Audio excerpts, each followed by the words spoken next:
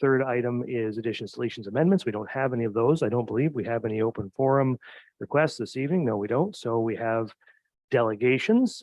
We have two delegations this evening, and I'll just remind both delegations that council has provided 10 minutes for each delegation. So we would appreciate it if you'd keep to that timeline for us. And our first delegation this evening is from Doug Flowers. He's the event chair for the Tankard and Scotties tournament, and he's going to give us an update. So we'll bring in Mr. Flowers. There he is. Good evening, sir. The floor is yours. Okay. Well, thank you very much, Mayor Charbonneau. I believe that most councillors are aware that Saugeen Shores hosted the Provincial Men's Curling Championship known as the Tankard last February. The event, in the end, it was an overwhelming success, despite having to contend with COVID regulations, including a 50% capacity limit. Our host committee asked Curlon, the authorizing body, if they would make an exception and let us do it again in 2023.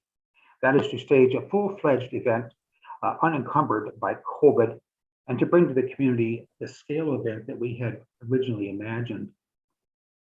I believe that Curlon respected the effort that had been put in by our committee and granted us that request. The difference being that the 23 event would include the women's as well as the men's championships. The town of Saugeen Shores was a sponsor of the Tankard, and we are back proposing their engagement again for 2023 while they're both a combined Tankard and the Scotties. Specifically, the Tankard and the Scotties are the men's and women's respective provincial curling championships. The winners represent Ontario at the Brier and the Scott Tournament of Hearts. Men's and women's national championships.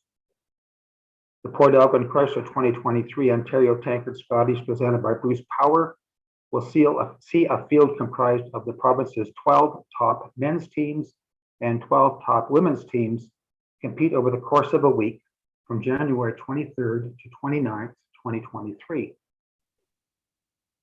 Relative to the Tankard, the 23 combined event will take place over 7 as opposed to 5 days, include 24 as opposed to 12 teams, have 3 draws per day on 5 sheets as opposed to 2 draws per day on 4, have all 5 games during a draw live streamed as opposed to just 2, and have 3 to 4 times the attendance. The Plex in Port Elgin will be transformed with banners, signs, decorations, rocks and rings, and of course, shouts of hard air. Each day will have a morning, afternoon, and evening draw, and the on-ice competition will be complemented by live entertainment and food and beverage in the house, otherwise known as Rotary Hall. On the Saturday, the event will also host the Ontario Special O's Curling Championship. It is of course reasonable to ask, what does this imply for our community? The event will involve 250 volunteers functioning under 7 committees. The volunteers come from a surprising variety of communities in Southern Ontario, however, a significant contingent hail from here in Saugeen Shores. Of the volunteers who worked at the Tankard, 95% have re-enlisted. In terms of attendance, the visitors to our community, our marketing efforts, in terms of attendance and visitors to our community, our marketing efforts and the natural appeal of an event of this significance will fill the Plex to capacity. Thanks to the contribution of sponsors, ticket pricing renders the event highly accessible. Based on the purchase of a full event pass, the cost per draw is less than $8. Restrictions last February limited attendance to the Tankard to 50%, and 150 tickets had to be refunded in order to get numbers down to 500 per draw. Most draws were full to that limit. As such, we expect the Plex will be at optimum capacity for many of the draws at the 2023 event, representing over 2,000 spectators per day and over 14,000 for the week. Spectators will come from all over the province. At the conclusion of each draw, approximately 250 will patronize the house, and many of the remaining 750 will patronize local establishments. The economic stimulus to the local community is estimated at $1.4 million. In addition to the arena attendance, all 5 games during each draw will be live streamed. We met here last week with Curlon, and they provided us with updated streaming data. The online audience for the tankard was 134,000. I need to briefly explain that. If you're watching the event at home with 8 friends and family, that would only be counted as 1 viewer. Likewise, if the Southampton Curling Club showed it in their lounge to 50 people, that again be only counted as 1. As such, the number of people seeing the event and therefore a sponsor's logo and commercial was in excess of 250,000. We expect that number to be exceeded with the 2023 event. Revenue for the event derives from 3 main sources: local sponsorship, ticket sales, and food and beverage, the sponsorship being the primary source.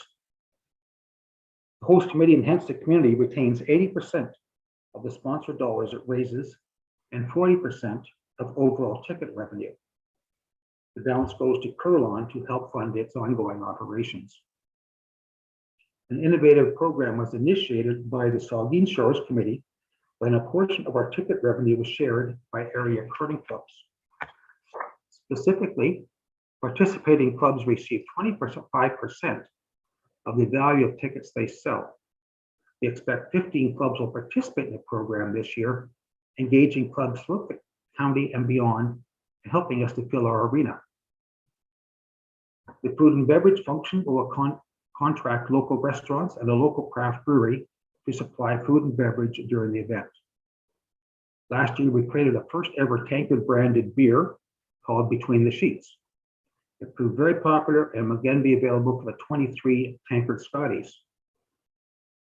The 50-50 draw will be operated again by the Rotary, and this year all funds, exclusive of Rotary cost, will be split amongst the local charities. The host committee and Curlon, the provincial authorizing body, will collectively spend in the order of $80,000 on local goods and services, exclusive of that spent on food and beverages. Profit from the event will go to upgrading and modernizing aging facilities at the Port Elgin Curling Club and promoting the game with an emphasis on diversifying participants.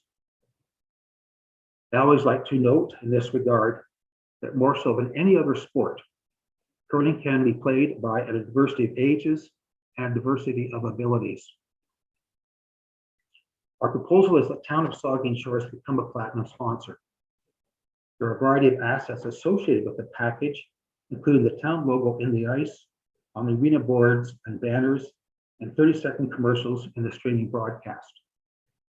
You'll see a full list of assets attached to the staff report. Needless to say, all are designed to provide profile and recognition for the town of Saugeen Shores. In terms of dollars, the cash value of the platinum level sponsorship is $10,000.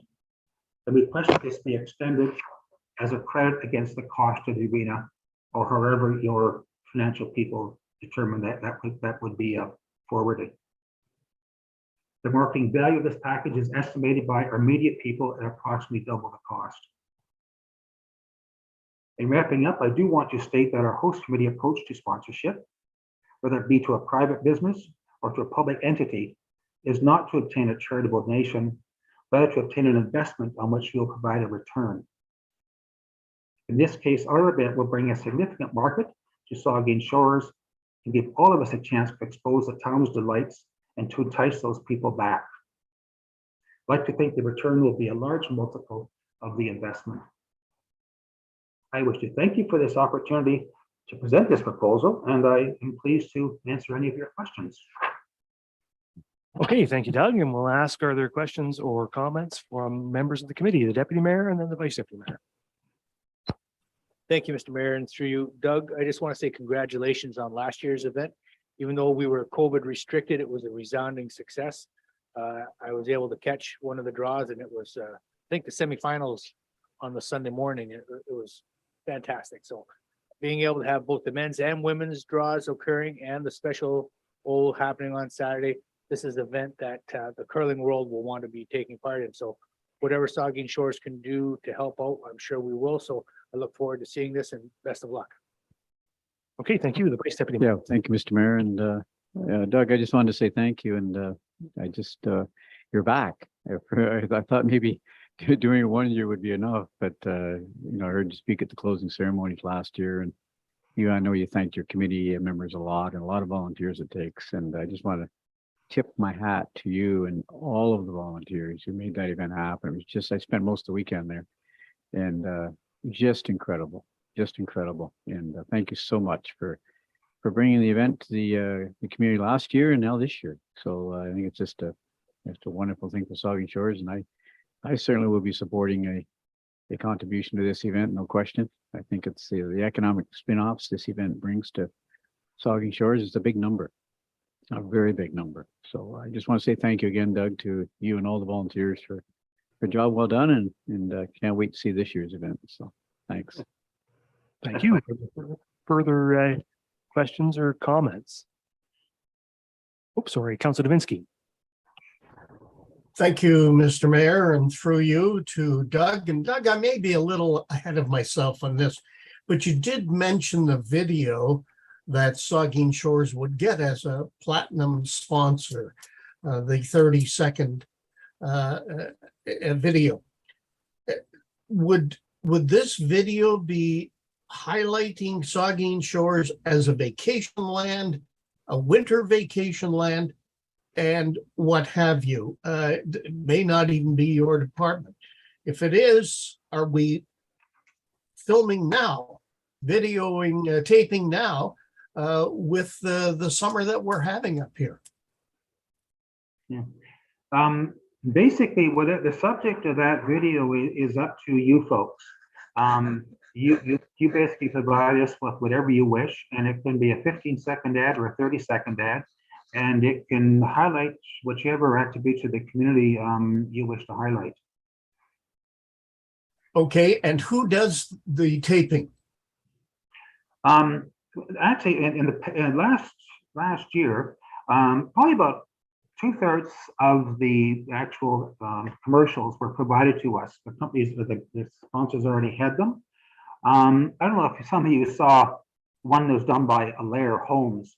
They didn't have one in the can, so to speak, and they basically filmed themselves with push brooms as they're building a house, getting involved in a curling game. So it just kind of evolved naturally that way. It was very, very effective and very funny.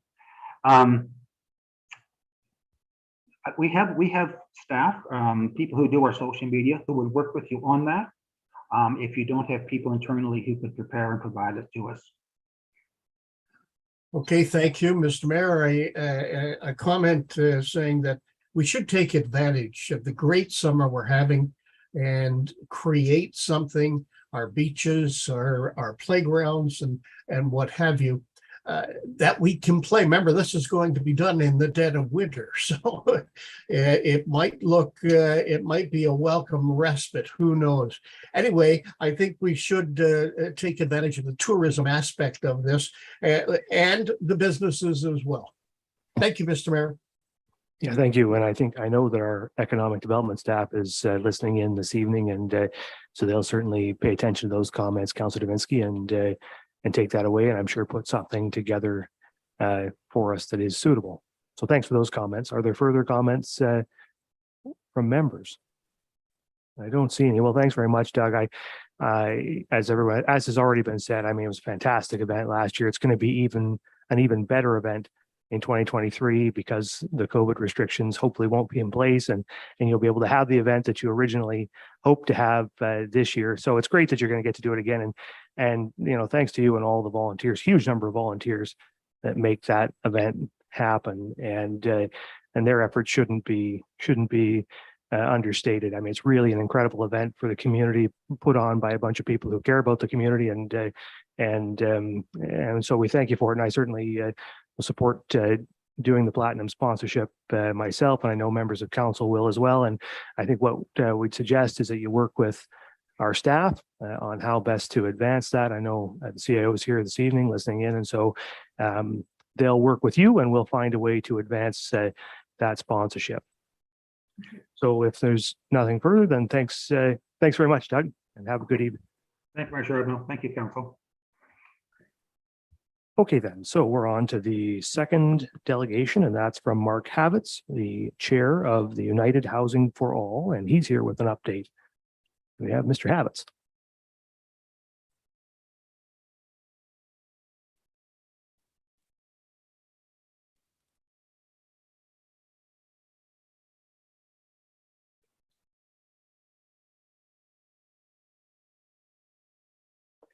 There he is. Good evening, Mr. Habits. The floor is yours when you're ready.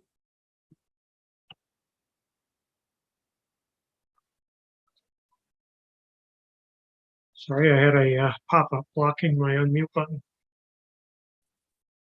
Well, thank you, Mayor Charbonneau, members of council, for this opportunity to speak.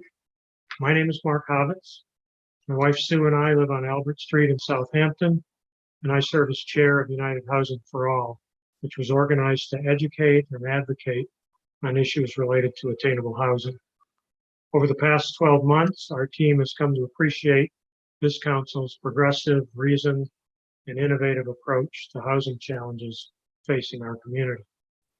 As you're aware, pressures underlying the ongoing housing crisis are complex and interrelated. So too are potential solutions, which necessarily involve multiple levels of government, private business, citizens, and not-for-profit organizations.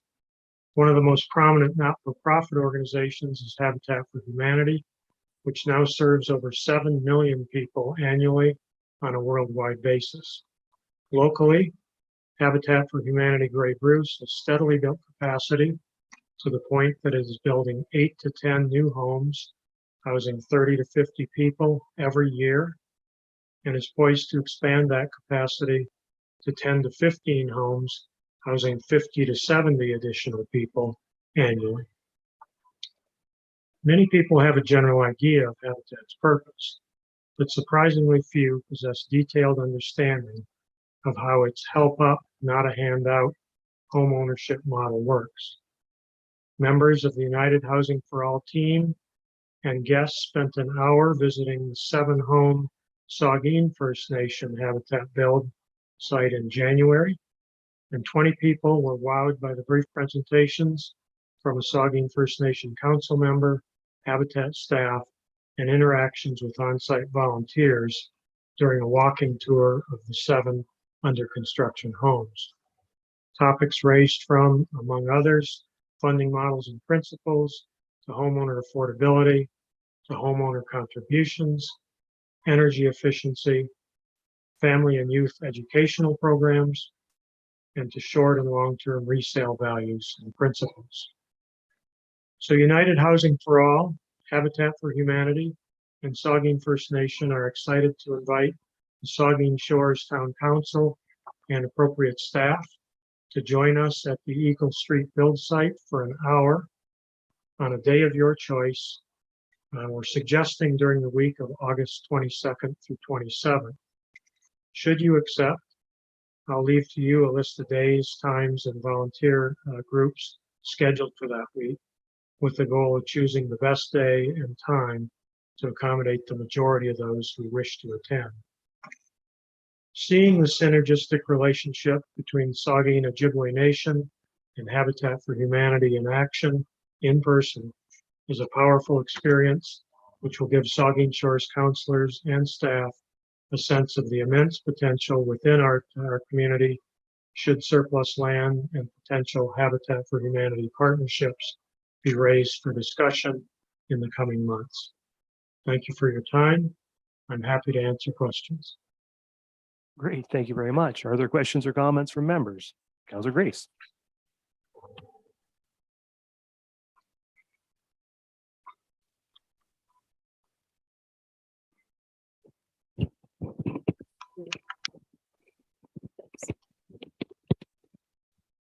Thank you, Mark. And I'm not sure there. Hopefully that will work. I was on that trip, the visit a couple of weeks ago, and it was indeed very instructive and inspiring. And I would urge our council to take advantage of this invitation. It's a lot of information. It's great to actually be able to see the houses as they are being constructed. For instance, just the setting is really lovely, a lot of wooded area. The size of the houses, the features, the energy efficiency, that is such an important part of the build in terms of ongoing sustainability for those families, being able to pay their bills. So I hope we can do this. Thanks, Mark. Great, thank you. Further comments from members, Vice Deputy Mayor? Yep, thank you, Mr. Mayor, and just wanted to say thank you, Mark, for all the great work you're doing and the new housing housing committee you're working on, and it's I think it's just a really good committee that's promoting and advocating for housing for all in our community. And I've attended a few of your meetings, and I know you're going to continue to meet. I just want to thank you for all the good work your group's doing, and having a Habitat for Humanity high density build here someday, Mark, would be a dream come true for 30 or 40 families, and hopefully in the future we'll help make that happen. And I know you're working on that and behind the scenes, and please book me in for the 23rd of August, anytime that day. I'd like to come out and be part of it. So you just send me an email and give me the time, and I'll be there. Okay. So thanks for all your good work you're doing, Mark. I really appreciate it. Great, thank you. Further comments, Councilor Jakes? I just want to say that I will be there, and I'll be asking for a ride, Mike, to go on the 23rd. And I don't know what I can do, but I will be there and to lend support. And as somebody as well who was on the Attainable Housing and also deals professionally with taking calls for income properties, I know it's well needed, and I see this as a great opportunity for us to learn firsthand on the site what actually happens at a Habitat for Humanity build. So I thank you for the opportunity. Yeah, that's great. Further comments, Councilor Davinsky, and then Councilor Mayette. Thank you, Mr. Mayor, and through you to Mark. Mark, you mentioned in your presentation that there's a list of dates and times or that you could do this. Has the list been provided to town staff so that we can sort of make our plans on this? No, the list hasn't been provided yet. I thought that'd be a bit presumptive to do that before I address the council. And I want to clarify just briefly. We selected the week of the August 22nd through the 27th because it includes a Saturday. And so what I propose to do is poll people and see if there is a consensus for a specific day, maybe a Saturday, it may be the 23rd, as Mike suggested, which I believe is a Tuesday. If it happens to be a bipolar thing, I suspect we might be able to do a couple of tours. I'd have to speak with the other people involved before I could commit to that, but certainly that would be a possibility. And there are different types of groups, different businesses, different organizations that are there on the different days as volunteer crews. And so I will provide that information when I provide the list, and I'll get that out by tomorrow. So you can make a decision not only based necessarily on your own availability, but on what you'd like to see or with whom you'd like to interact. And what we'll do, just to clarify, is Mark will get our administrative staff to reach out to you after probably tomorrow, and they'll coordinate with council, and so you'll have one point of contact, and we can organize it that way. Okay. Sounds excellent. Sorry, Councilor Davinsky, carry on. No problem. Thank you, Mr. Mayor. I just wanted to say, Mark, you said it was presumptive. It's not presumptive at all. Okay, this is something that I think all of us want to see. And having seen other Habitat for Humanity builds, you're right. It's awe-inspiring, and it's something. And congratulations to Saugeen First Nation for getting this project underway with the others. And I will be going that week, but we'll check out when the town staff has it. And thank you, Mark, for your presentation. Thank you, Mr. Mayor. Yeah, thank you, Councilor Mayette.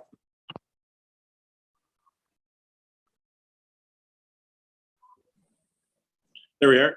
Hi, everybody. And thanks once again, Mark, for your presentation. You answered my question, actually, because I also heard that we were narrowing in on the 23rd, which is not a particularly good day for me. I'm not around that day, but you said it's somewhere in that week, and that's good because I'll see if I can make it. But I was under the impression that the Saugeen First Nation build is almost complete.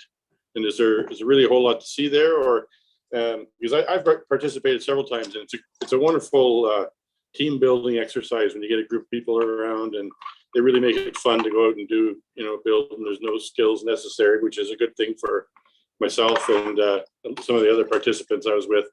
I was up at the Cape Broker one a couple times and down in Hanover. So do you think it'd be better for us to pick a day when we can all get out and get a hammer swinging, or because like I said, I think they're just about finished up on Saugeen First Nation, aren't they? No, actually, we're I'd say sort of in the middle, approaching halfway. The build started in May, and the goal is to move families in by the end of December. Right now, if you were to go, you would see 3 homes that are essentially framed on one side of the street.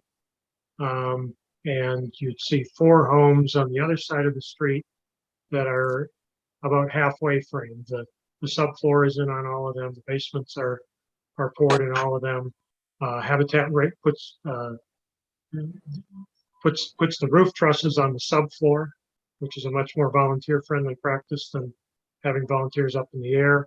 And then we get a crane in, and so our plan will be probably in the next week or 2. I could even see if that could be crane day, when a crane comes and lifts off the roofs, and then we frame the exterior of the house, interior walls, and put the roof back on and keep going. So there will be plenty of stuff happening. It's neat because the 7 houses are at roughly different stages. They're all in the framing stage, and there will be plenty of time in the months following for work crews. Certainly, we would welcome that, but I don't want to imply that if you show up, we're going to slap a hammer into your hand and expect you to get to work that day. That's not how it works. So, but yeah, plenty of things to do from painting to finish work as we move into September, October, November. Okay, thank you. Are there further questions or comments from members? I don't see them. Well, thanks very much, Mark, for coming in this evening and for the invitation. It sounds like lots of folks will take you up on the offer to go there. I know Saugeen Shores had a habitat built 10 or so years ago, maybe a little more than that now, and it was a great thing in our community right across the street from where we are sitting now.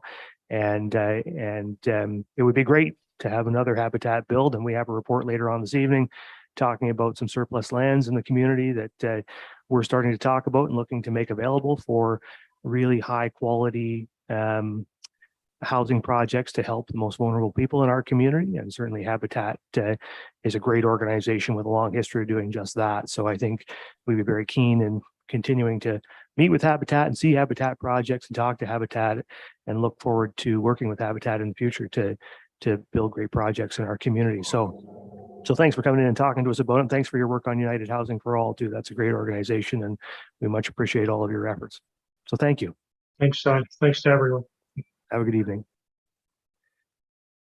Okay, so that brings us to the end of the delegations, and we're all the way on down to communications after that. There are 3 items, communications there. Anybody have anything to say about any of those?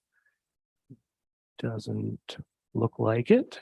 So that moves on then to reports of department heads. There's 4 information reports there from the department heads.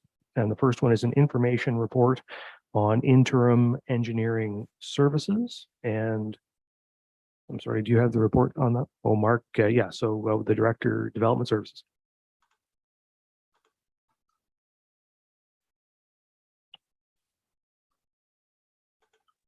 Good evening, Mayor Charbonneau and Council.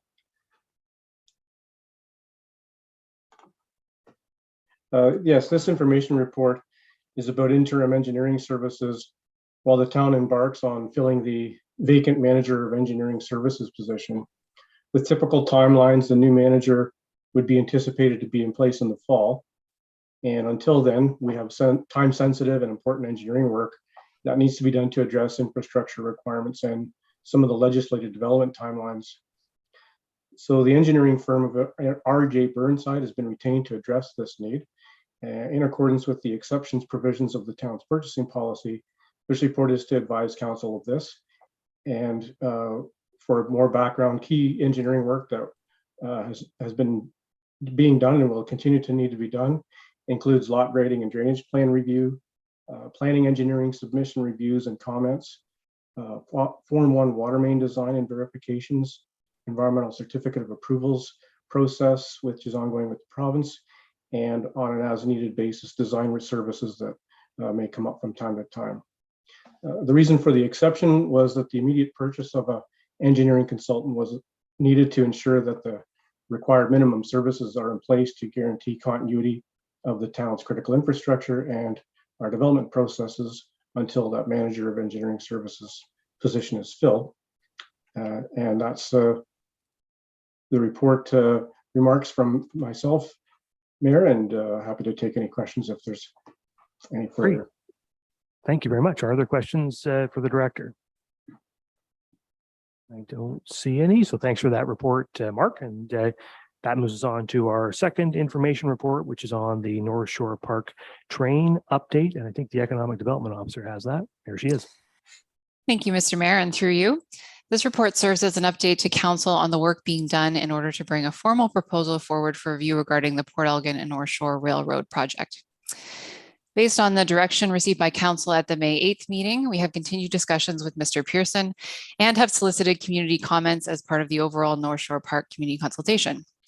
The comments regarding the train have been added to this report. We are continuing discussions with Mr. Pearson and stakeholders to work through all the required components necessary to see this project's success. We plan to bring a full-scale view of the project to in the form of a formal proposal to council in the fall. And I'm happy to take any questions. And I would also note that any questions you would like to see addressed in the formal proposal, I can take at this time as well to add to that piece.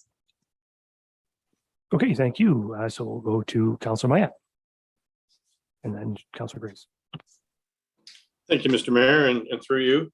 Hi, Heather. I had a chance to read your report and several of the comments. We've been getting email comments sent to us throughout the week and the weekend. I think one of the comments that really resonated with me, and it's really, I think, somewhat downplayed in the overall scheme of what's being proposed here, is the fact that this isn't just a train station. This is actually a concession stand with ice cream and cotton candy and confectionery items like that.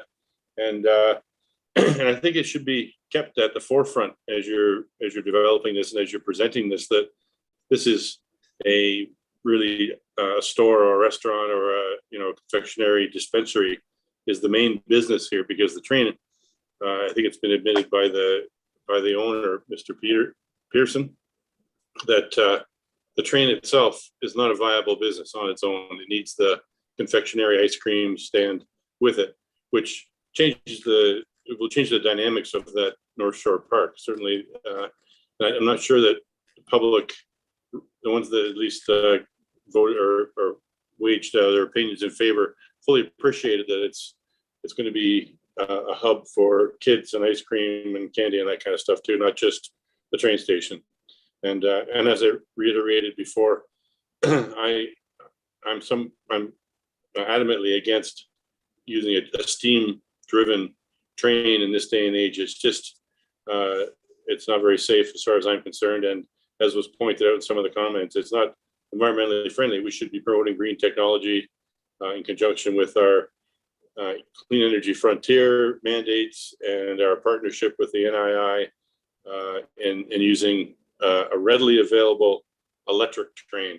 They're not that expensive. They're used around the world, and they're very reliable and very clean. We can have a charging station to plug it into, and I think it'll be a lot better. They can make it sound and look like a real train, but electric is the way to go. In fact, many trains in Europe, especially, are real trains, and they are electric too. So that's just my opinion. I know it's not widely shared, but I thought I would take this opportunity to express it. So thank you.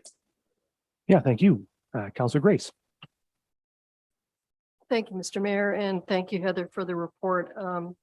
I have similar questions as Councillor Mayette, so I'm not going to be asking them all, but and I did send some of these questions to Director Schreider earlier today. I apologize for not sending them to you. But some of my questions are around the steam train. How is the steam produced? I know in the original diagrams that we saw, there was a coal tower. Is that really to store coal that's going to be used to produce the steam, or is that just decorative? I've read about the possibility of producing steam using solar power. And wondered if that's possible, what the difference in emissions would be. I don't know. So those are questions that I did send to Director Schreider, and hopefully we can get some answers on those before the final report. Thanks. Okay, do you have any comments? Yes, I would. Thank you, Mr. Mayor. And through you, just a quick comment to add to that. Thank you for those questions. We will definitely add them into the formal proposal so that they can be addressed. I did speak to the proponent earlier today, and just a quick note that the coal tower, it would be strictly decorative. That coal is not being explored for driving the steam train at this point. Okay, thanks for that clarification. Are there further questions or comments? So just to be clear and to reiterate the process here, Heather, so tonight you're reporting to us on what you heard from the public in the consultation that you did do. And then, so you're going to go away, work with Mr. Pearson, and come back to council in the fall with a full picture of what this is going to look like, what's going to be included, whether it's trains or concession stands or all these things, and we'll have that picture. And then at that stage, there'll be an opportunity for council to make a formal decision as to whether or not to enter into an agreement with Mr. Pearson to allow him to operate the train and whatever else comes along with the train in the park. Have I encapsulated that correctly? That is correct. Yes, thank you. Right. So that's for the sake of the public and council, that's what we can expect. So no decisions made as of yet. We've heard some input from the public, and this was good input. And I would say a lot of support from the public for the idea of putting this train in the park. But that was certainly the majority view, certainly not unanimous, but the majority view. And so that's the premise on which we're proceeding at this point. And we're going to have more to talk about in the fall on this as we get working towards making a final decision. So we'll look forward to that. And thank you for your report, Heather. All right, so that moves us on to the third information report on the North Shore Park Community Consultation. And this one's coming from the Director of Community Services Operations. Thank you and good evening, and through you, Mr. Mayor. The storm that occurred on September 7th, 2021 caused considerable damage to North Shore Park and created a chance to take the devastation of the storm and turn it into an opportunity. A public meeting was held from 5 to 7 p.m. on July 7th. The meeting gave the public an opportunity to provide input for what the park looks like and how it can best serve the residents and visitors of Saugeen Shores. Approximately 60 people attended the in-person public meeting hosted at North Shore Pavilion. An online method was provided for public input was launched. An online method for public input was launched following the meeting. 18 additional comments were received through the online portal. All received public comments have been scanned and attached to this report for reference. Please note that there were 3 scanned submissions that were not included on the report, but they since have been scanned and published on the website. Themes were established when reviewing the comments and suggestions from the community consultation. The themes include train, playground, landscaping, pavilion, harbor parking lot entrance, trails, amenities, accessibility, and other. Highlights and trends of comments received: strong support for the train returning to the park, concerns with pedestrian and train safety, new playground equipment desired, mixed desires for playground size and location, strong desire for keeping the park natural, mixed desire for planting more trees or keeping the existing amount, support to update the pavilion, support to relocate the harbor parking lot entrance, Traffic and calming measures consideration required. Desire for trail improvements, connectivity, and increase the safety and congestion. Strong desire for additional benches, picnic tables, and picnic areas. Consideration for reflection and contemplation areas, and accessibility is critical in all aspects of the park and amenities. The town is very pleased with the outcome of the community consultation and the number of comments, considerations, and recommendations received. The results of the community consultation will assist staff in creating a plan for North Shore Park. Recommendations for park enhancements will be presented for council consideration in future budget plans and business plans and budget programs. And I'm happy to take any questions. Okay, thank you. Questions from members, the Vice Deputy Mayor.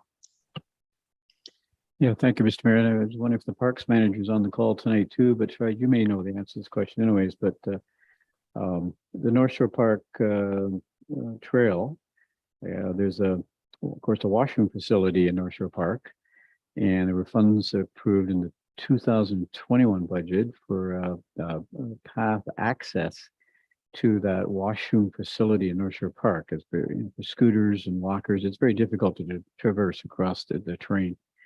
So I'm just wondering, and I've been asked this question several times, will that trail, that pathway be constructed in 2022 that connects the trail system to the handicap accessible washroom?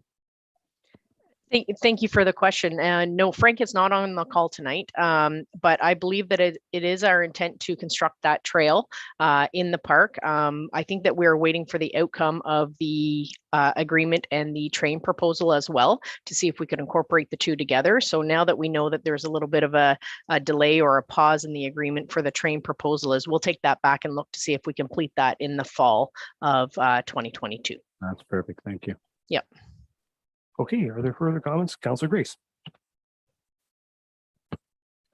Thank you, Mr. Mayor, and thanks, Kristen, for the report. I just wanted to express my thanks to everyone who took the time to provide feedback, both at the meeting and in later emails. I was really impressed with the thoughtfulness of the comments, the expertise that people shared on types of vegetation and soil and all kinds of things. And we obviously have a lot of people with a lot of valuable knowledge, and I know staff will take that into account and use that when they're making their decisions about what's going to be happening. Thank you. Thank you. Further, Councillor Dubinsky and then Councillor Smith. Thank you, Ms. Mayor, and through you to Kristen, perhaps. I love the comments that came in regards to North Shore, and I think when we go through them, we're going to end up with a picturesque type park. I would like to be as natural as it can be, but taking into account the other issues that we have there. And this isn't the time to talk about it, but I did see a picture that really got me going on the accessibility picnic tables. Do we have any of those right now in town? Yes, thank you for the question. And we do have several accessible picnic tables scattered throughout the waterfront and our park system as well. And Kristen, do we have any at the park itself, say in the pavilion area? Thank you for the question. I'll double check with staff before I comment 100% that we do have any in that pavilion. If we do not, we'll look at adding some down there. Okay, thank you very much. Didn't mean to put you on the spot, but No, those that's fine. Caught me, it really caught my eye, and I think they're a marvelous idea, and I hope we get more of them. Thank you. Thank you, Councillor Smith. Thank you, and through you, Mr. Mayor. I was equally as impressed with the diversity of suggestions that came through. A few that came that sparked some ideas for me. On page 35, there was some reference to some tourism pieces, and I'm hopeful that our tourism coordinators can be involved in, to some extent, a collaborative review of the proposal. There was some suggestion of photo opportunities and incorporating some Indigenous artwork that I think would be a very valuable asset to our waterfront community. And I hope that we can sort of get that collaboration going with our tourism department as well. Thank you. That's great. Thank you. Are there further comments? I don't see. Well, thank you very much for the report. I have to say that staff has already done a tremendous job in North Shore Park in terms of cleaning up from the storm of nearly a year ago. And the park even today looks really beautiful, I think. And I've heard that from several members of the community who really have great things to say. So really just a huge thank you to our staff for the work they've done in North Shore Park. And I think it bodes well for what the future can hold. I think we have some great opportunities there, and clearly a staff cares a lot about the space and is going to advance some great ideas, I know, and take into account these comments that we've received. And so thank you for all your work, and we look forward to hearing more. And finally, our fourth information report, Victoria North Street and Lansdowne Street Crosswalk update, and the director. Thank you. And through you again, Mr. Mayor. At the July 11th council meeting, a motion was passed that a crosswalk at Victoria Street North and Lansdowne Street in front of GC Houston School be painted with 7 feathers indicating the 7 sacred teachings and the insignia indicating every child matters.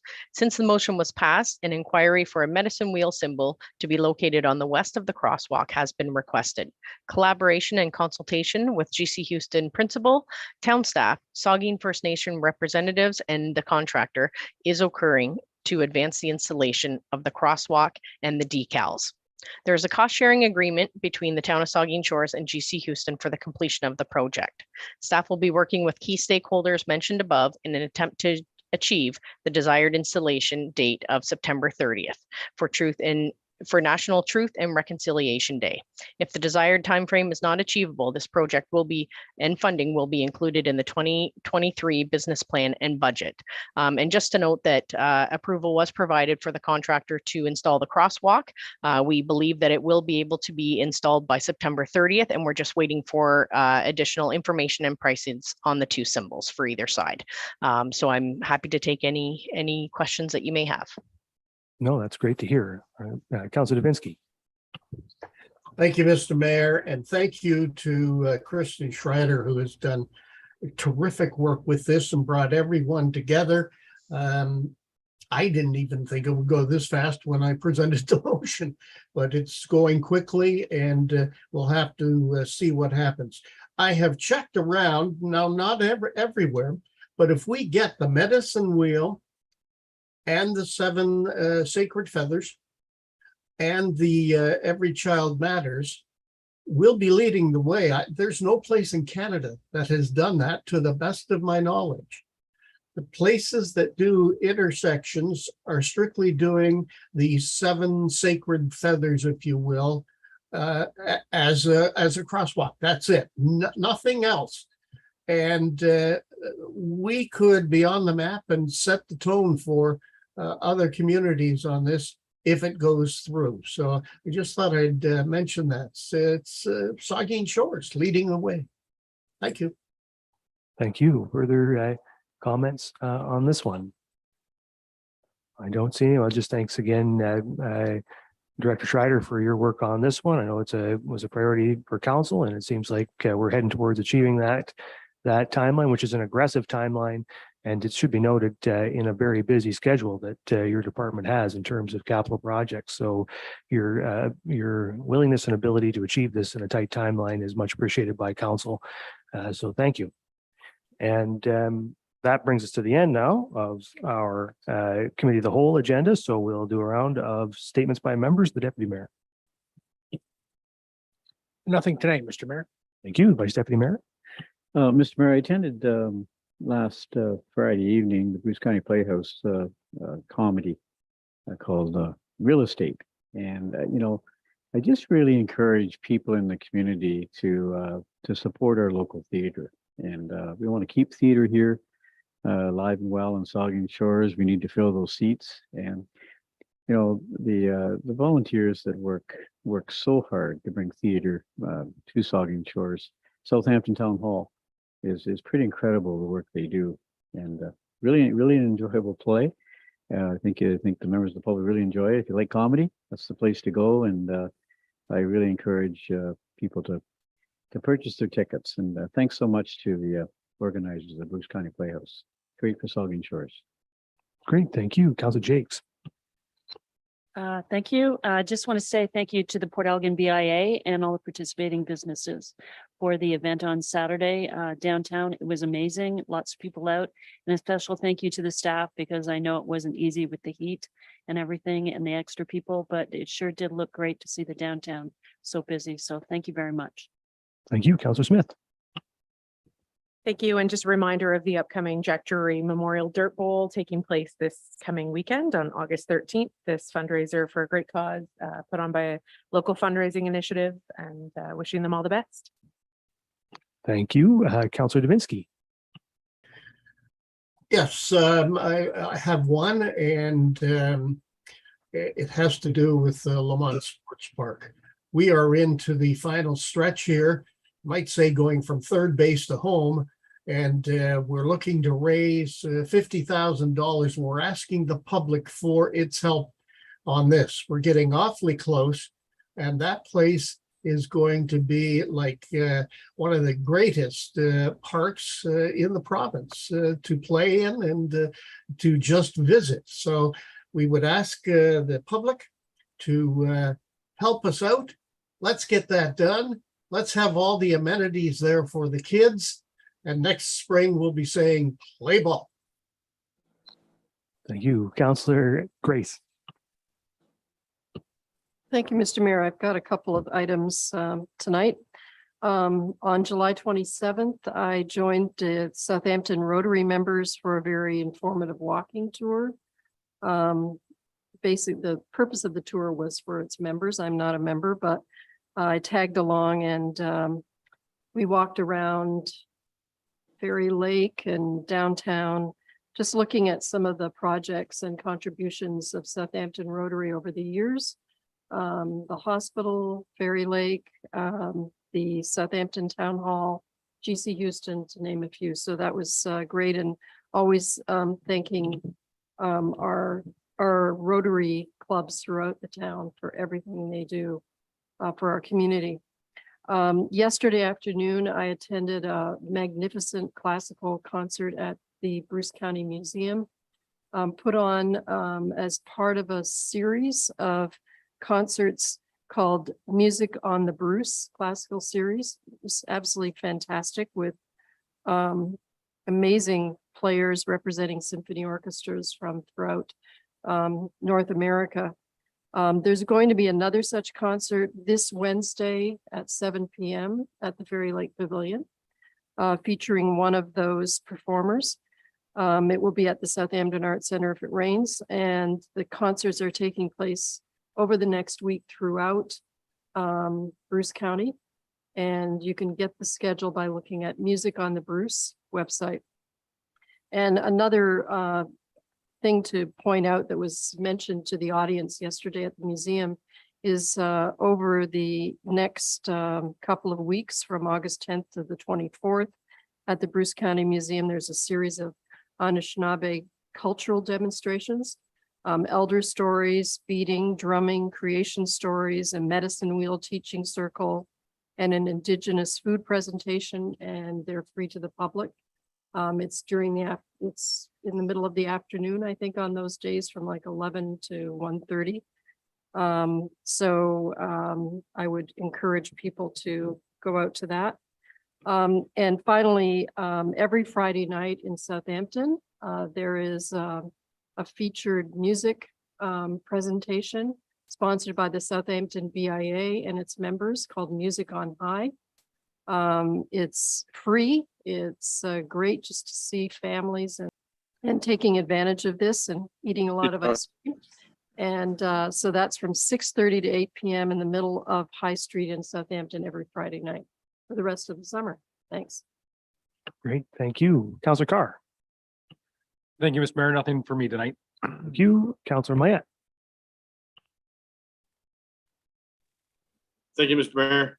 The only thing I have to report on is the Chantry Chinook Salmon and Trout Derby has completed this past weekend, and In first place for the salmon category was Mark Eljo with a 26.44 pound Chinook to win him $15,000. And this first place was a local kid by the name of Gage Jackson, who caught a 20.84 pound lake trout. So he won the lake trout category, and he won $7,500. So it was a very successful tournament by all accounts. Numbers were up in every category, including numbers and size of fish. So thanks to all who participated, and we look forward to doing it for 35 more years. Thank you. That's great. Thank you. As for myself, I will just report. I would normally might report this on a more formal report to you, but since we're not meeting till September, I will mention it this evening. At its meeting on Thursday of last week, Bruce County Council created guidelines for the new municipal housing allowance program, which begins almost immediately in September and will provide $590 a month to offset rent for 27 households in the county of Bruce. So this is a small program at the moment, but it is my hope and expectation that we will expand it beginning in 2023. One thing, and the reason why I raise it for your awareness here today is because Bruce County's administration and the guideline leaves space for lower tier municipalities to contribute financially to the housing allowance program, so that a municipality like the town of Saugeen Shores could contribute funds to essentially subsidize rents in the town of Saugeen Shores, which would be administered by the county of Bruce. So I think it's a really exciting program and one that I'm hopeful that this council will get to talk more about as part of its 2023 budget. So I just thought I would bring that to your attention. And with that, yeah, the Vice Deputy Mayor. Can I just comment on that? Sure, if you like, briefly. Is there announcements by members? So what do you have? What do you got? What have you got? I'll leave it. I just think that's a good news story, and needs to be shared, and hopefully local media will pick up on that. And I hope that in the future we'll be able to add to those rent subsidies. But anyway, I just want to comment. It's a great news story what you just said. No, it is a great news story, and that's why I raise it, because I think it's as we've been talking about around here, sort of that two-pronged approach: build more housing and subsidize rents. And we're hopefully we'll get some shovels in the ground on some high density housing before too long around here. And if we can subsidize rents to get those most in need into them, I think we start to really solve the problem of our affordable and attainable housing crisis. So with that, I'll take a motion to adjourn. The Deputy Mayor and Councillor Grace, and all in favor. The committee stands adjourned, and council will convene at 7:40.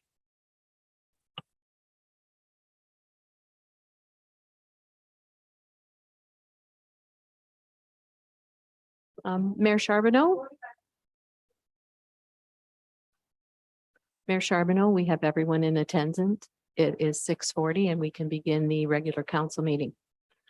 Okay, we'll just Deputy Mayor back to his chair there. There we go. All right, we'll call to order this regular council meeting, and the second item on the agenda is disclosure of pecuniary interest. Asking member if you have one of those you'd like to declare. Seeing none, of course, you can do that anytime if you need to. We have no additions, deletions, or amendments. We have no public meetings, so we're on to adoption of minutes. And we have the regular council minutes of July 25, 2022, and the committee of the whole minutes of July 25, 2022. And I have a resolution that council adopt the minutes of the council meeting of July 25, 2022, and note and file the minutes of the committee of the whole meeting of July 25, 2022, as presented. Is the mover and seconder, the Deputy Mayor and Councilor Jakes.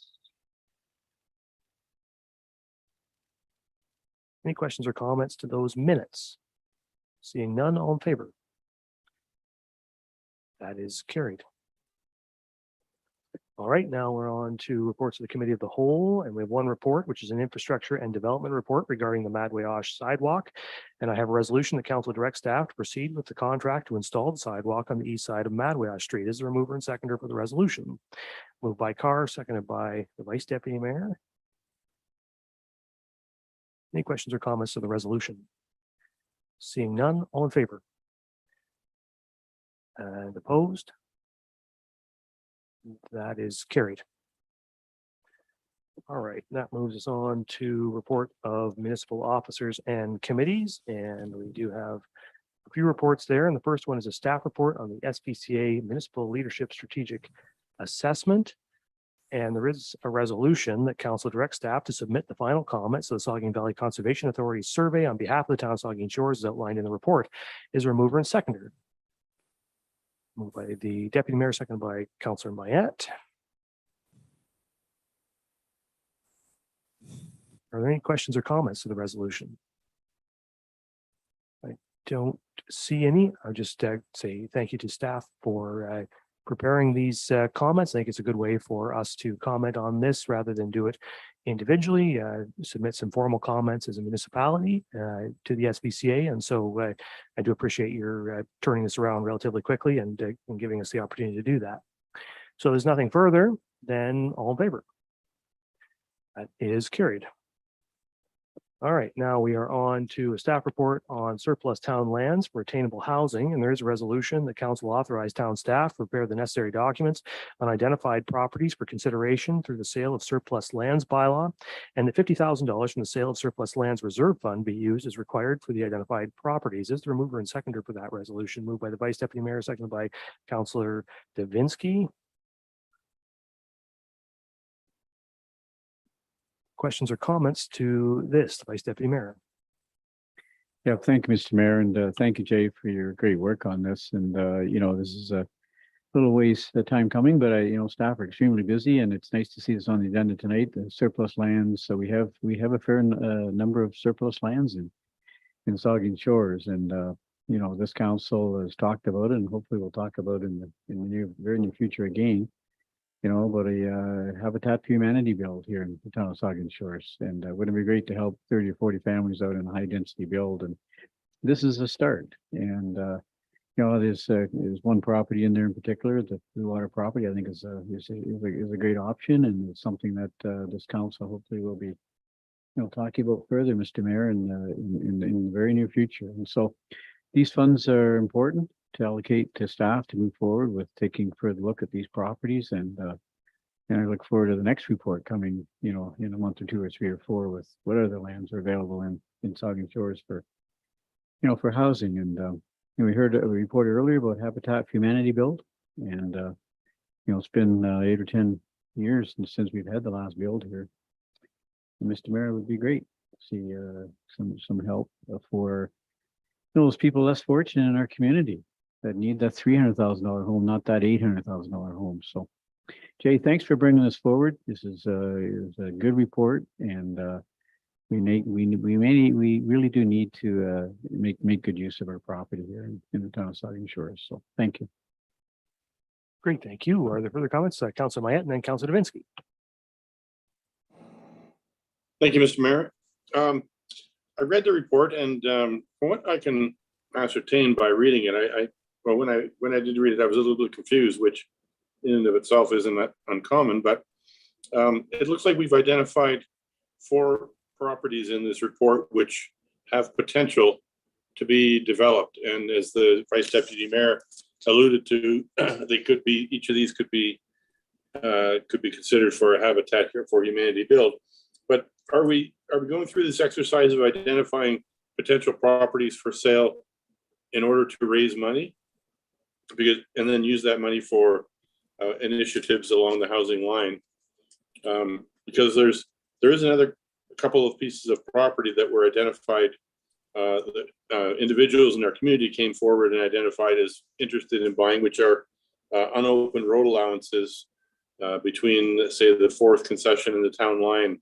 There's a couple over there that are, I believe one's an extension of 1819 Side Road, and it hasn't been open since, forever.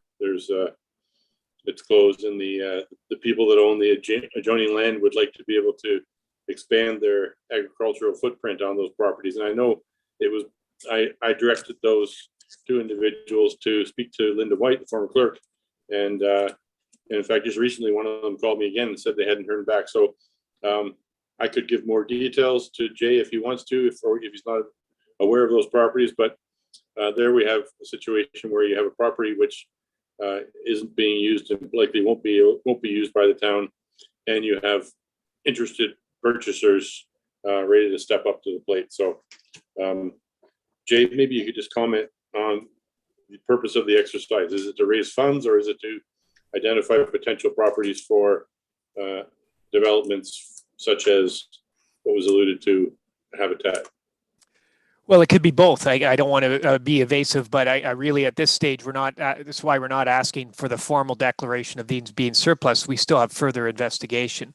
But you may also know that the town is the largest landowner in the town. So a lot of the lands that we own are sort of somewhat more complicated, or they're just not something that we're thinking of as sale unless somebody puts forward their name. And certainly I'd be happy to help, facilitate the discussion related to the concession 4 property. I'm not aware of it off the top of my head. When it comes to the ones that are presented, these were just presented as sort of the least complicated, with apologies to the mayor, the low-hanging fruit of town property that we could actually manage within a reasonable time frame. So we're identifying 3 of the 4 as potential for sale, in which case the money would go into the reserve and the council would have the opportunity to identify that money in a reserve to go towards attainable housing or other projects. In the case of the number 1 item, Blue Water Estates, we're identifying as an opportunity to do an RFP. Because that's a large parcel, we want to examine the potential to develop it in conjunction with the parkland that's related to the family-wide daycare. So parkland / housing project, what's the optimum mix of housing / parkland for that property? So we're excited to sort of explore that option with council's permission. Okay, Councilor Dubinsky. Yes, Mr. Mayor, thank you very much. My questions have been answered. Okay, thank you. Are there further questions or comments on this resolution? I don't see any. I think and I want to say thank you to you, Jay and Cibriel, and all the staff who have been working on this, and our senior management team. I know who have been discussing it. It's a significant project to look at all the properties owned by the municipality. The single largest property owner in the municipality is the municipality. And so we have a lot of property, and it's a lot to look at, a lot to comb through, and we have a lot of interests that some we know about and some we're not entirely sure about, and a long future to look out towards. So I think you've done a great job of finding us the low-hanging fruit, the ones that are the properties that we can look at right away for opportunities to build affordable housing. And in this case, I think it truly needs to be affordable housing and not just attainable. I think the council's intention for the use of public lands in the quest to attack the housing crisis is to use it to help the most vulnerable people and to provide the most benefit for the most people most in need. So the highest and best use for the public's lands. And in this case, you've given us a few properties to look at. I'm looking forward to seeing the progress you made. And this is just another prong in that overall effort to tackle this housing crisis. And so, as has been pointed out, we're looking forward to seeing the next steps and getting some of this property in use for. We talked tonight about a habitat build. That's a potential, and there's lots of other opportunities and options that we can also look at and pursue. So we're just at the beginning, I think, of this discussion. Looking forward to seeing where it goes. So thank you very much. So you've heard the resolution. It's been moved and seconded. I'll ask all in favor. That is carried. Okay, then we're on to item 3, staff report on the MSDR implementation update, asset management, and the Director of Development Services. Oh, CAO. Wrong button. Thank you, Mr. Mayor. So as people have heard me refer to before, the Municipal Service Delivery Review, or the MSDR, is being actively worked on by the administration to move out or roll out a number of staffing changes in 2022 and 2023. Public reporting is provided to council in the public every quarter on this, and the most recent update was provided on July 11th. Through the 2022 budget, council approved a new position called Manager of Asset Management. The recruitment of this position started in Q2, and the town has gone out to market twice for this position, being unsuccessful in both times being able to recruit. This report highlights for council that challenge and makes a recommendation to adjust the organizational structure by collapsing the management function from the Manager of Asset Management into the Manager of Engineering position. Job descriptions were attached for both positions, and if this were to move forward, it would be consolidated into one Manager of Engineering Services job description. The consolidated position would then advance through the recruitment process. It is believed that the manager of engineering services is a more widely recognized role and skill set, and that the recruitment would have a better chance for success with this model. With the salary savings as outlined in the financial impact section of the report, it is planned that we would take a further look at the resources that are needed in both engineering services and in asset management at more of the frontline staff perspective, and return to council with another report recommending any further changes. However, the timing of the recruitment for the manager of engineering is really essential to the organization, as we heard earlier tonight with our engineering services. And so we're asking for council to consider this organizational change tonight in order to move that position forward. I'm happy to take any questions. Yeah, thank you. So there is a resolution that council approved the organizational structure change to collapse the manager asset management position into the roles and responsibilities of the manager engineering services. Is there a mover and seconder? The deputy mayor and Councillor Grace. Questions or comments? Deputy Mayor. Thank you, Mr. Mayor. And through you, Kara, I think this is a smart move. I totally understand the availability or the lack of for asset management people. So I think by moving this around, it'll give you a little bit of time to find the right people that we need, and whether it's a couple more at a lower level, and I don't mean a lower level, but frontline people. I think that's where we really need to go. So I congratulate you on the rearrangement here, and I look forward to seeing where we go with it.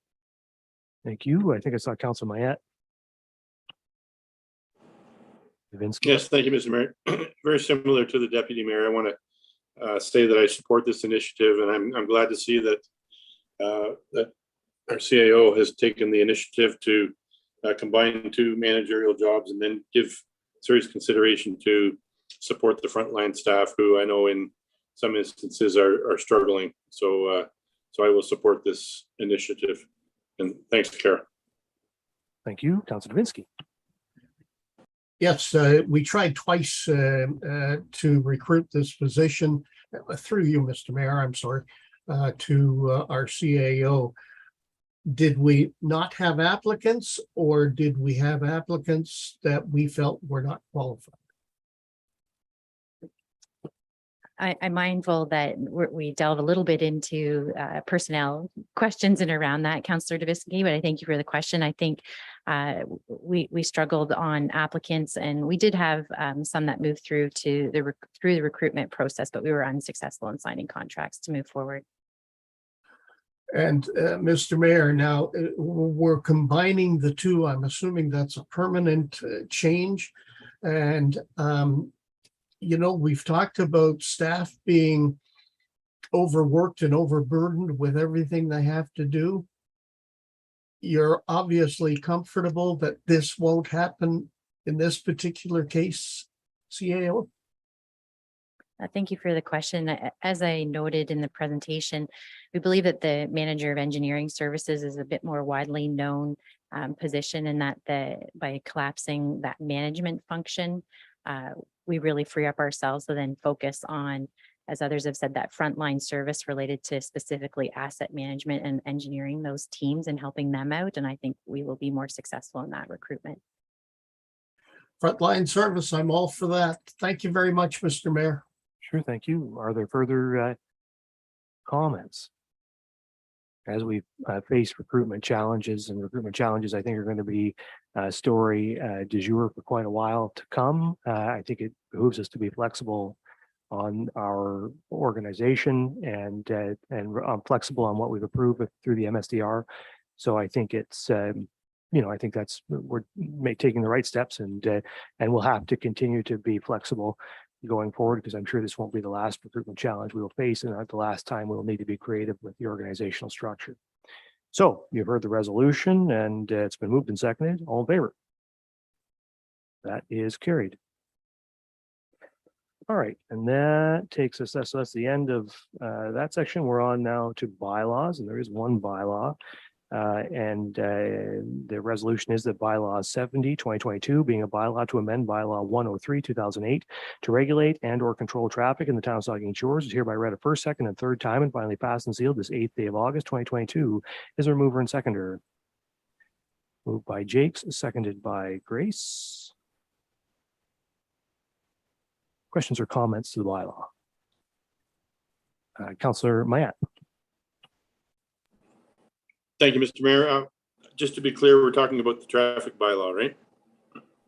Yeah, that's correct. The Yeah. one bylaw, yep. Yeah, no, I want to congratulate the Director Schreider for taking a serious look at this proposal and coming up with a measured approach. Like, this is a prudent way to eliminate the transition from 40 to 80. Now we go 40, 60, 80. And it also calms traffic in the area where we're going to have a future Lamont business park. So I wholeheartedly support this recommendation and look forward to see it implemented. Thank you. Thank you. Are there further comments? Well, I have heard some concern from members of the public about this stretch of road in the last little while, so I do appreciate the work from Councillor Schreider and staff to implement these changes and agree with Councillor Mayette. I think the speed transition zone is appropriate and necessary in this location, and so looking forward to seeing it implemented. So if there's nothing further, then I'll ask all in favor. That is carried. All right, so now we have a closed to public meeting, and I have a resolution that council moving to close to public session to discuss matters in accordance with bylaw 63, 2015, section 3.8.2D, labor relations or employee negotiations, section 3.8.2E, litigation or potential litigation, including matters before administrative tribunals affecting the municipality or local board, section 3.8.2F, advice that is subject to solicitor-client privilege, including communications necessary for that purpose, 3.8.2N, a position, plan, procedure, criteria, or instruction to be applied to any negotiations carried on or to be carried on by or on behalf of the municipality or local board to discuss the following: 1, minutes of closed to public meeting, July 25, 2022, 2, Town of Saugeen Shores versus Galbraith, 3, fire department employment contract, 4, clerk recruitment update, and 5, YMCA management and operating agreement. Is there a mover and seconder? Moved by the deputy mayor, second by Councillor Jakes.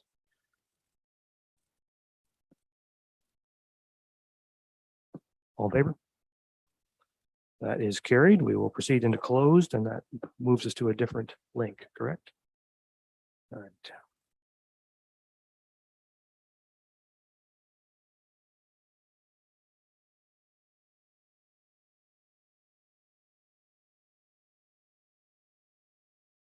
Charbonneau, we're ready to complete the regular meeting.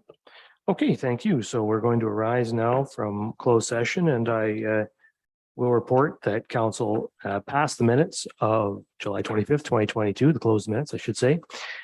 Council gave direction to staff on the Town of Saugeen Shores versus Galbraith, and I do have a resolution on that matter, which I'll read in a moment. Council gave direction to staff on fire department employment contract. Council gave direction to staff on clerk recruitment update. Council gave direction to staff on the YMCA management and operating agreement. We do have one resolution to consider coming out of closed, and it is the council authorized CAO Caravan Mile to negotiate a settlement regarding the Town of Saugeen Shores versus Galbraith based on the direction provided by council. Is there a mover and seconder? Moved by the deputy mayor, seconded by Councillor Smith.